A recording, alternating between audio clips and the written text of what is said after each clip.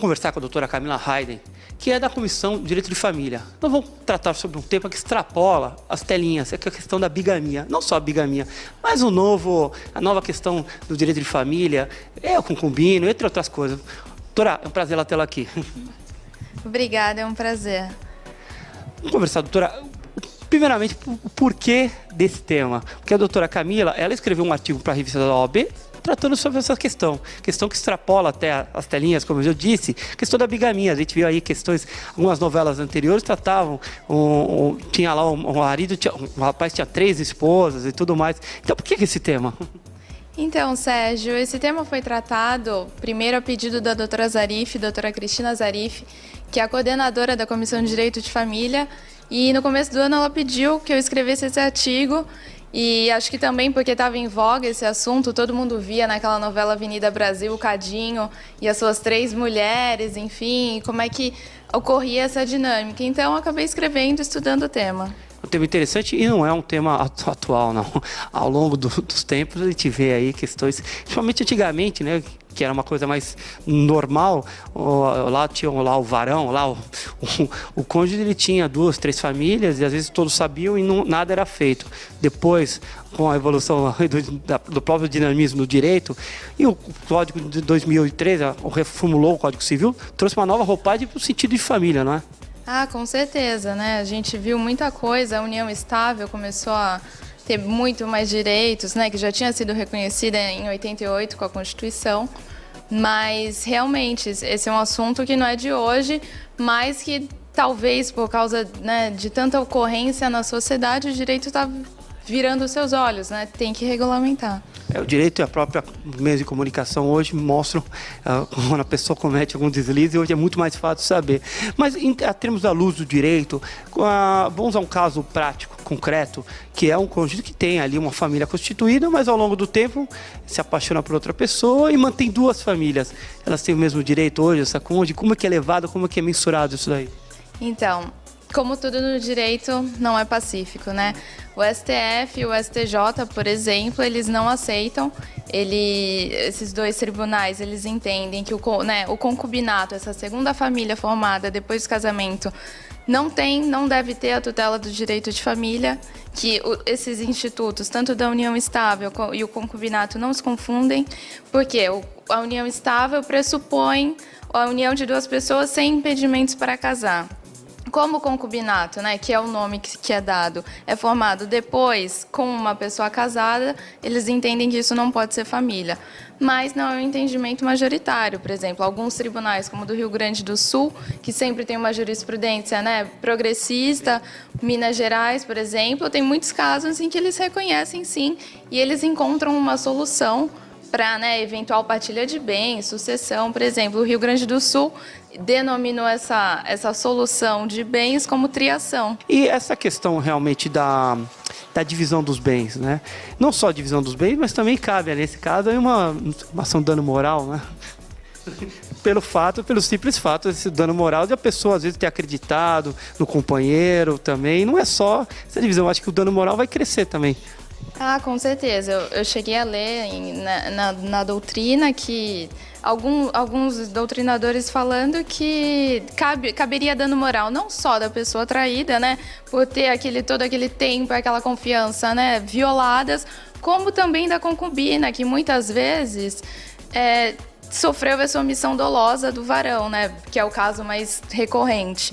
Então, por exemplo, eles defendem que a concubina teria direito se ela estivesse de boa fé naquela união, ou seja, se ela não soubesse do casamento anterior do seu cônjuge, companheiro, enfim. Então, caberia também uma ação, né, eventualmente, caso a caso, de danos morais proposta dela em face do varão. Porque, na verdade, tem muita esposa que não imagina, mas tem muita pessoa que vive conjunto, com papel, entre aspas, de amante, digamos aqui, vamos colocar assim, que sabe da relação do marido e mesmo assim admite, né? Ah, com certeza, é o que a gente mais vê, né? As pessoas preferem não enxergar. Camila, a sociedade brasileira ainda é nova, mas porém ainda continua fechada. Embora seja uma sociedade nova, os valores são antigos, calcados de coisas antigas. Então a questão do concubino sempre esteve presente. Só que ela ganhou um status talvez diferenciado com a Constituição de 88, alteração do código, a nova roupagem do Código Civil, onde o conceito de família é um pouco mais amplo, as relações homoafetivas e tudo mais. Então, hoje a gente tem uma sociedade ainda, segundo a legislação, que está encaminhando. O Tribunal do Rio Grande do Sul, como você falou, não deixa mentir. Mas ela continua conservadora. O que você entende aí que nos próximos tempos, qual é a tendência que pode acontecer nesse quadro?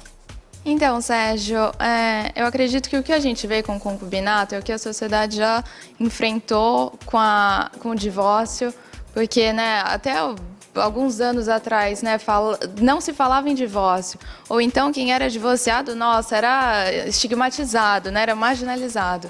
Depois, o que a gente vê? A união estável. Primeiro, não existia nenhum instituto da união estável, né? Eles falavam, ai, é amancebado, tem até esse estigma, né? Essa coisa, enfim, você falava, parecia uma coisa suja. Já também teve a questão da igualdade entre os filhos, né? Porque o filho adotivo não tinha o mesmo valor no ordenamento jurídico que o filho, enfim, de sangue. E agora, o que a gente viu recentemente foi a questão do casamento gay, né? Primeiro, o STF reconheceu que essa união seria, né, seria algo de família, de direitos de família, e agora eles podem casar livremente.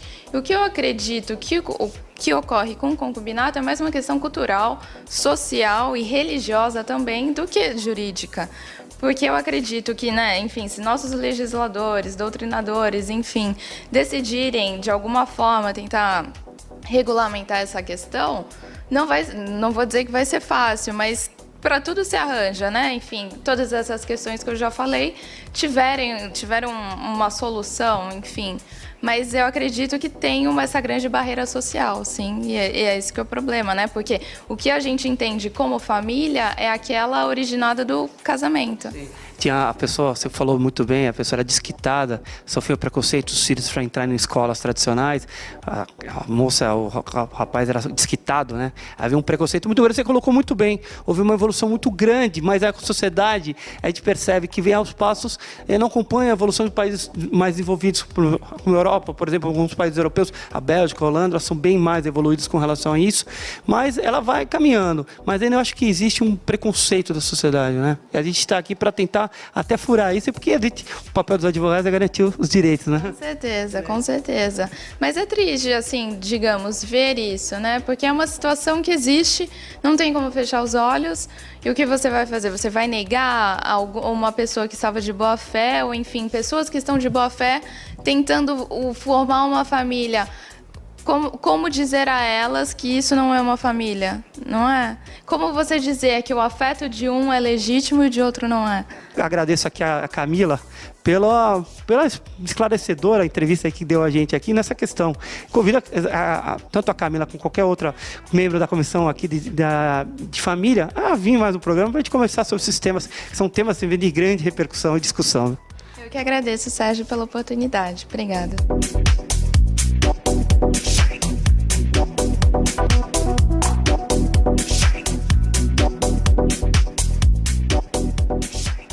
Hoje eu converso com a atuante, advogada e coordenadora da Comissão de Meio Ambiente, doutora Luciana Schlindwein. Doutora, me corrija primeiro o nome.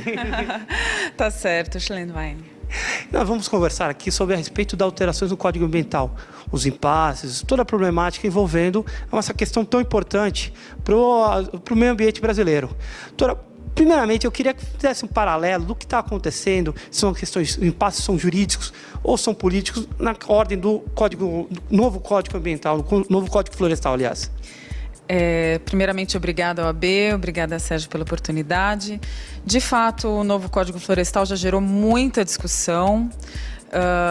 Ele vai contra a nossa Constituição, ele nos indigna, né? E por mais que ele tenha entrado em vigor, esteja aí firme e forte, sendo considerado, nós ainda lamentamos e ainda nos preocupamos com as consequências ao meio ambiente.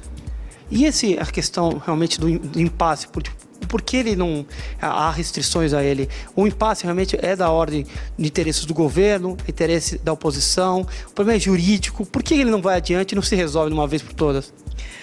Pois essa discussão durou de maio de 2011 a maio de 2012 e envolveu os ruralistas, envolver os ambientalistas, o governo, a população, todos envolvidos num debate dito democrático, mas que, na verdade, todos nós sabemos que o resultado foi esse caos para o meio ambiente e para a legislação.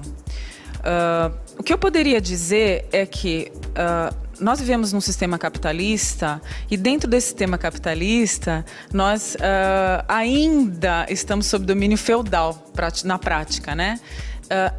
A maioria dos ruralistas, eles estão no governo. Então, eu não sei se isso responde a sua pergunta, mas no final das contas, talvez isso tenha espelhado os interesses que prevaleceram nesse sentido. O artigo 225 da Constituição que fala sobre o meio ambiente, né, ele dá a oportunidade aos estados, os municípios e o governo federal a fiscalizar dentro das suas competências. E, na verdade, a própria Constituição e a legislação ambiental é uma legislação forte. Mas, na prática, não é o que a gente vê, a gente observa por aí, né? Há grandes problemas. Diante dessa alteração toda que está se prevendo, quais foram os avanços do Código Ambiental em relação ao que estava em vigor? Não houveram avanços. Houveram retrocessos, muitos. Né? Desde as anistias concedidas àquelas áreas irregulares antes de julho de 2008, desde a diminuição das áreas protegidas. Eu vou citar aqui um exemplo que chama muita atenção, não só porque ele é inconstitucional, porque ele não protege, ele não garante, ele não repara, mas porque ele também nos engana. E todo esse processo para se instalar essa nova legislação, essa nova lei, ele foi um engano, né? Porque você vê na mídia, eu sei que vocês fazem parte da mídia e isso faz parte da nossa cidadania, mas ninguém soube que a discussão se a nossa presidente ia conceder 10 ou 20 metros ou 30 metros a mais ou a menos nas margens de rio, por exemplo, isso entrou num debate, sendo que isso não era o mais importante para que nós soubéssemos. Nós precisávamos saber que a alteração mais importante relacionada às margens dos rios era uma alteração que não apareceu na TV, que altera absolutamente todas as áreas do entorno. Por quê? Porque antes, o início da contagem dessa metragem de proteção era feita da borda mais larga do rio. Então, hoje, a principal alteração, por exemplo, relacionada às margens dos rios, é o início da contagem, o início desse critério, que é o fio d'água, é a borda mais baixa. Ou seja, em todos os casos, em todas as hipóteses, o prejuízo já ocorreu. Essa discussão que foi implantada e que foi divulgada, na verdade, ela não era a mais importante de todas, né? Então, as alterações feitas pela presidente e as demais discussões, elas eram detalhes perto da agressividade que ocorreu com essa nova legislação. Doutora Luciana, no universo do direito ambiental, o advogado que milita nessa área se depara, não só o advogado, mas o empreendedor também se depara com seus órgãos, que são o CONAMA, o órgão que legisla, o IBAMA, o próprio Ministério Público. Esses órgãos trabalham de maneira incisiva. Como é que é a figura do advogado perante a eles? Eu costumo brincar que o advogado que lida com direito ambiental, ele é um verdadeiro relações públicas, né? Ele lida muito com humildade, ele é muito dependente de demais órgãos e de demais técnicos, né? Do engenheiro, do biólogo, enfim. Então, eu brinco que a gente está fazendo um exercício de relações públicas o tempo todo. De fato, são muitos organismos envolvidos nas questões que lidam com o meio ambiente. São muito complexas. E tanto o IBAMA quanto o CETESB, o próprio CONAMA, deve haver uma conciliação. Sempre houve uma dificuldade relacionada à competência, né? De quem é a canetada, de quem é o poder de fiscalização. Hoje em dia nós temos legislações recentes que tentam adaptar essas questões de competência para que isso não se perca no tempo de existir uma atuação eficiente. em relação ao meio ambiente. Mas, de fato, é complexo.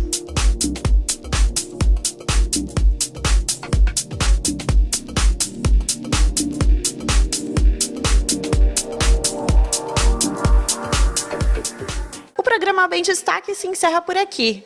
Veja as nossas matérias em nosso canal do YouTube, OAB Santos TV. Espero que tenham gostado. Até semana que vem.